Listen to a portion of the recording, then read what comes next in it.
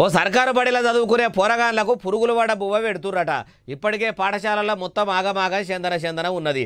మంచి బువ్వ పెట్టక మస్తు మంది విద్యార్థులు దవాఖానా పాలవుతున్నారని మొత్తుకుంటున్నా మళ్ళా పురుగులు పడ్డ బువ్వనే పెట్టిన ఆ పాపపోలు ఎవలై ఉంటారు ఏం కథ అంటారా చూపెడతా పండ్రి. సక్కడి బువ్వ పెడతలేరని ఇగో ఇట్లా స్టూడెంట్స్ సడకు ఎక్కి సమరం చేస్తుర్రు.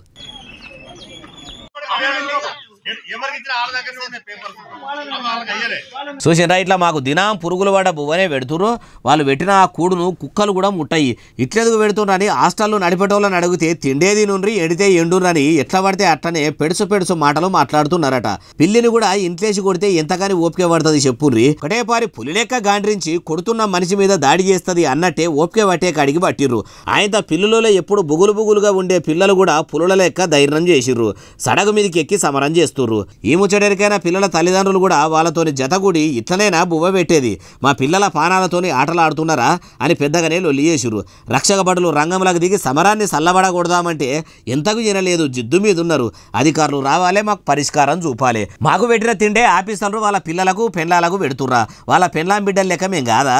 అయ్యా సీఎం సారు, మీ చేయి సర్కారు వచ్చిన కాడ నుంచి బడి పిల్లలకు ఫుడ్ పాయిజన్లు అయితేనే ఉన్నాయి. ఇట్లా రోడ్ల మీదకి వస్తూనే ఉన్నారు. తమరి దగ్గర ఉన్న చదువుల శాఖను చక్కదిద్దేది ఉన్నదా? సస్తే సావని తీయ అనుకుంటురా. వీళ్ళకు పెట్టిన కూడును మీ మనమనికి గోరు ముద్దలుగా తినబెడతారా?